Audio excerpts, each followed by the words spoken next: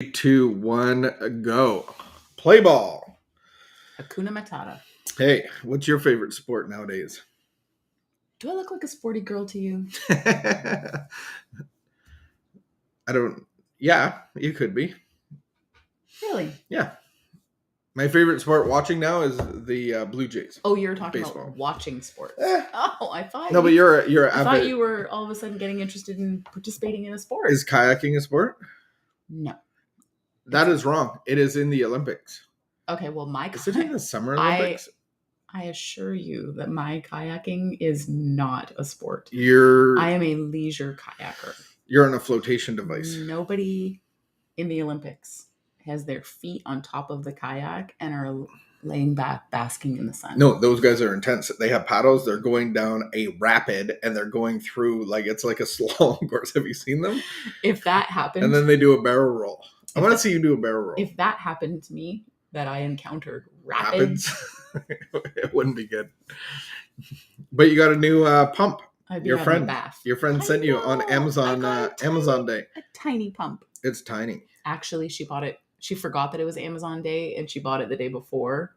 When's Amazon Day? We shouldn't even be talking about Amazon yesterday and today. Anyway, so she did not get the Amazon Day discount, and not everything is on sale for Amazon. Really, I don't even know how that works. But I was perusing the Amazon store looking for a specific item that we may or may not talk about in the future, and I saw that it was Amazon Day. Amazon Prime Day. They're claiming a day like the Super Bowl, and of course the thing Christmas, Easter. The thing that you picked for me to order is not on sale. Which we may talk about down the road. Who knows? Do the reading. All right, move on here. Let's get our rubber dinghies pumped up and get this show on the road. It is Wednesday, middle of the week. We have our recovery meeting at noon on Zoom, so join us. All addictions recovery, and even those outside of it recovery. You're speaking today? What's your topic? Not getting in the middle. Not. Don't be a sandwich like an Oreo, like in the middle.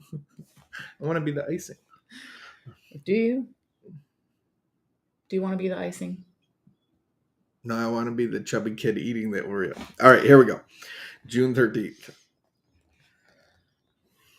It is not mere chance that brought me to the 12-step program. I was led to it by an unknown power because of my need for the sharing and comfort of others like me.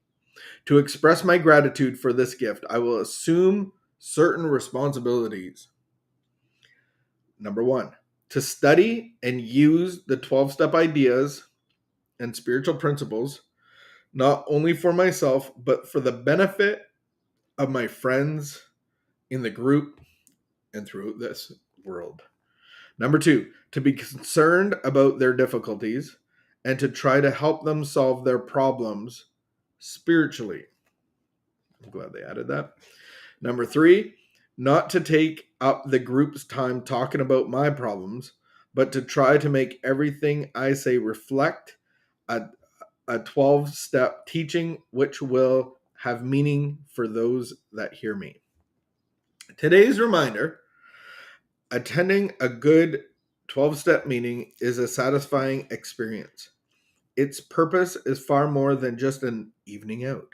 I will prepare myself for those meetings. I will by reading 12-step literature so I can pass on something of value. The net result of such full participation will be a better way of life for me. Quote of the day: we cannot drop out of human involvement without endangering our spiritual health. We cannot drop out of human involvement without endangering our spiritual health. So that saying is, I need a relationship with God to have a relationship with you. If I stop having a relationship with you, it's probably a good sign I'm stopping having a relationship with God. Is that what that's saying? Yeah, because addiction and chaos isolates us. Mm-hmm. So we isolate ourselves from other human beings. That's like the first sign, usually for me, that someone's really not doing well, is they pull away. Isolation. Pull away. Don't reach out. That is true. I'm hearing in this is that once I have this spiritual awakening, this spiritual experience, this God consciousness, not that God wasn't there or isn't there all the time like the air I breathe, but now I'm aware of it, awakened to it, and receiving power from it. My responsibility is to be able to live a life according to certain spiritual principles and to be a benefit to others around me because of my relationship with God. So going to meetings and participating. So I have trouble with that because I'm like, I realize that there's a fine line of like participating, oversharing, and undersharing. There's a fine line because I love just to sit back and listen and hear people, and there's some really good people that talk. And I'm like, I don't need to talk. Like I talk enough throughout the day. And I've realized that I need to like push myself to participate in meetings that I'm in, because I like to not be a bystander, but like I'm getting something out of it. But I need to participate as well in sharing. You can very easily just sit there quietly. Yeah, I love sitting there quietly. Some people love to share. They love sharing. This isn't like sharing and vomiting on people so I feel better. This is sharing and participating in as God's spirit moves you, to be able to share, not fix people, not like try to teach people everything, which I feel a little bit of that. I got a hint of that in there. Okay, but no, in a sense it was saying like be prepared. Be and so prepared, I yeah. think what it's trying to say is you're not going to show up at a meeting once a week and be a wealth of wisdom and clarity for the people in the meeting. Like don't try to be that person. You can't just show up at a meeting once a week and think that you're the recovery guru and be giving everybody advice and telling them what they should do. Captain Recovery. It's just not a good idea. It's not a good idea.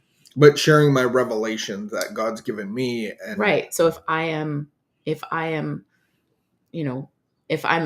studying, if I'm doing the work, then I am learning things, and I can talk about how I put the principles into practice. I can talk about how my relationship with God has changed. I can talk about, different things that have happened, but it'll be like of benefit to others. And case studies. I think like, because people that work with a lot of people, they have a lot of case studies. So they'll bring up, like when I was meeting with this one person that, like there were deer in headlights and they were saying this kind of thing. And I was like, oh, well, have you considered this? And it like blew their minds. And it's like simplicity of working with others actually gives us so many case scenarios, case studies that we can bring up in our sharing, not divulging confidential information, of course, but being able to be a participant in passing on a message. It's amazing to see people being restored in a stumbling, fumbling, bumbling kind of way. Like it's really cool to be a part of that and to be a participant in that. So what's the meditation today for the person who's struggling? The meditation today is for the person that is struggling and holding on to the gifts that they've been given. I think the meditation is, how do I let go of these? How do I assume the certain responsibilities of receiving something so that I can give it away? Do you think the person who's struggling feels like they've been given gifts? Or they just feel like life is destroying them? we can still be struggling, and like I don't know what you mean by struggling. So struggling in early recovery. Well, or this isn't talking how do you about get from that place of dropping out of human involvement into this position of like actually have something to give. And I think what I was thinking is you can take that first scary step of going to a meeting and listening. It's uncomfortable, it's awkward, but that's a good first scary step to take. Well, and get a sponsor. Start working. You can get a sponsor before you go to a meeting. Yeah. You should reach out to someone. You should be getting a sponsor before you go to meetings, and start doing the work and start getting conscious contact with God, and then participating in meetings.